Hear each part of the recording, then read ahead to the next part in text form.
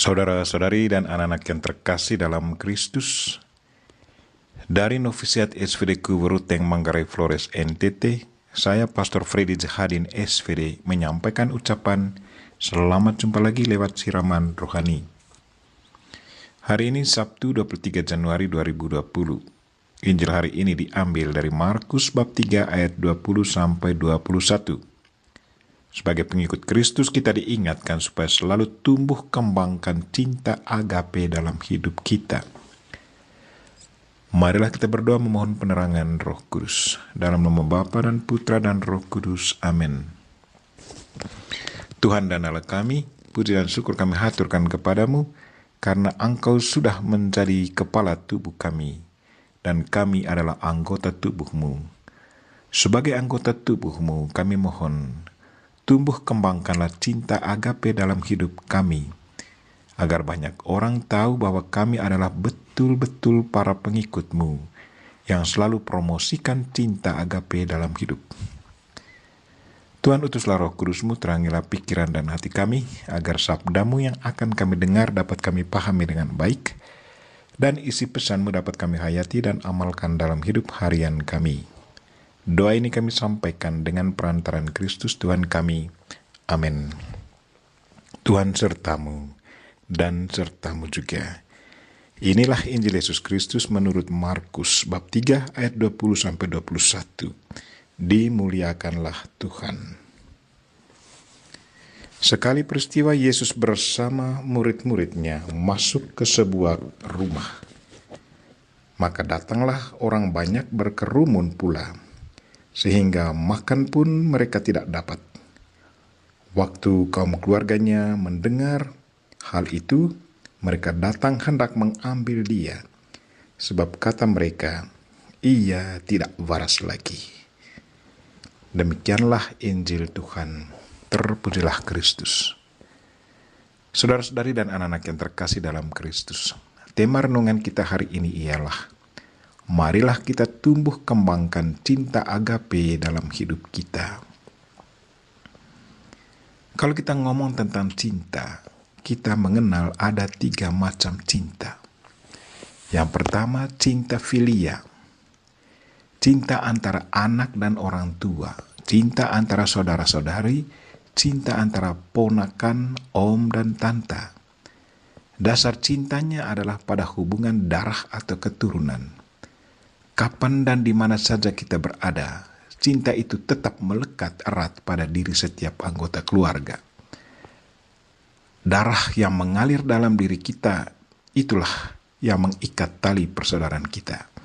Cinta itu mengalir terus dan tetap bertahan dari generasi ke generasi. Karena cinta filia itu, maka setiap anggota berusaha membela anggotanya, melindungi dan menjaga nama baik anggotanya.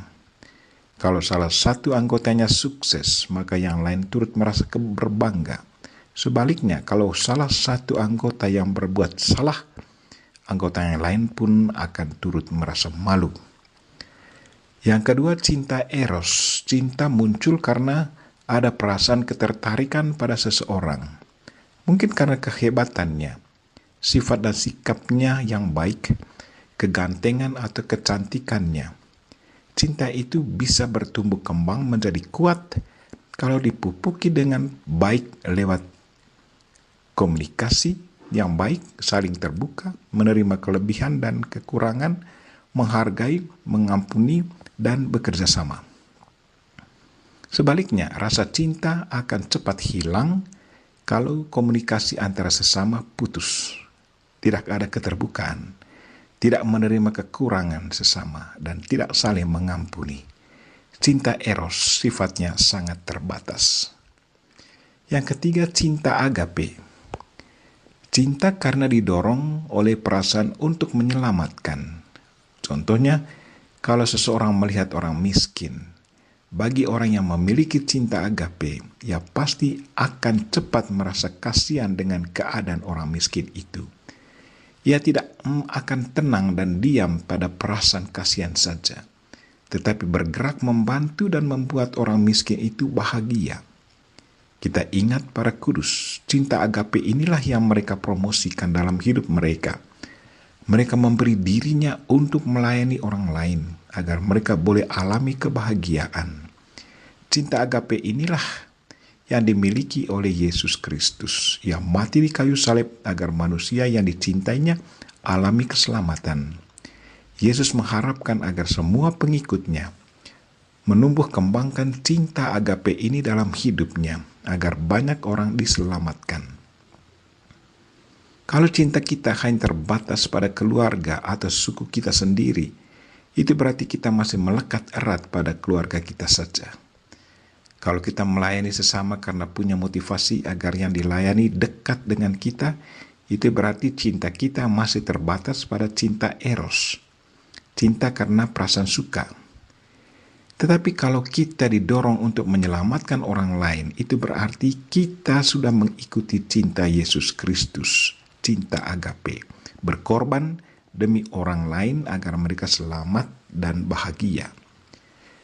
Saudara-saudari dan anak-anak yang terkasih dalam Kristus, hari ini kita amati sikap kaum keluarga Yesus. Mereka merasa sangat kasihan dengan Yesus Kristus. Mereka dengar bahwa Yesus tidak punya waktu untuk makan dan istirahat. Kemanapun ia pergi selalu dikerumuni banyak orang. Orang ingin mendengarkan dia. Yang sakit ingin disembuhkan. Orang yang kerasukan ingin diselamatkan.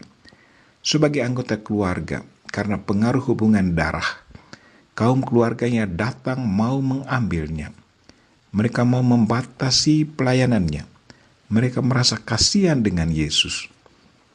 Mereka juga mendengar bahwa ada orang yang mengancam dan mau membunuh Yesus. Mereka juga mendengar bahwa ada orang yang katakan Yesus adalah pemimpin roh jahat. Kaum keluarganya juga heran dengan kehidupan Yesus Kristus. Selama 30 tahun ia aman saja bekerja sama dengan mereka di Nazaret.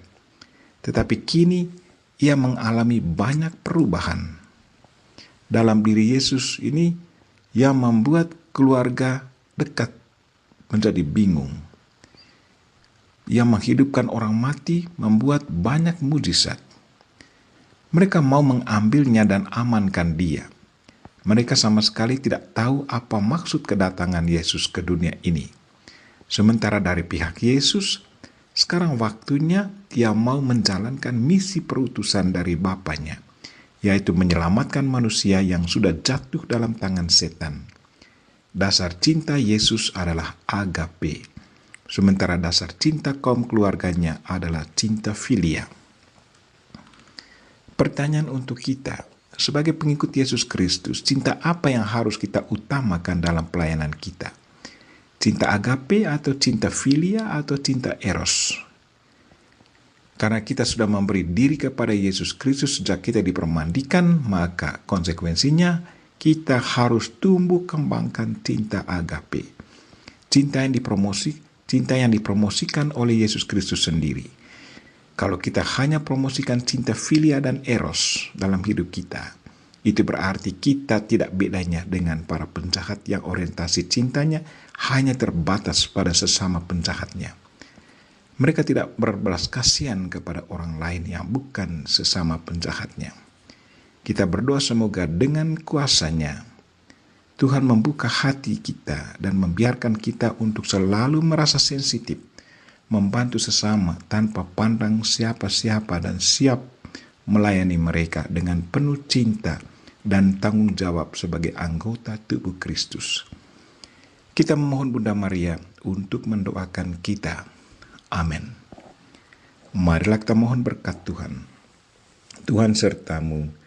Semoga saudara sekalian dan mereka-mereka yang kita doakan pada hari ini, secara khusus mereka yang sakit, dilindungi, dibimbing dan diberkati oleh Allah yang Maha Kuasa, Bapa dan Putra dan Roh Kudus.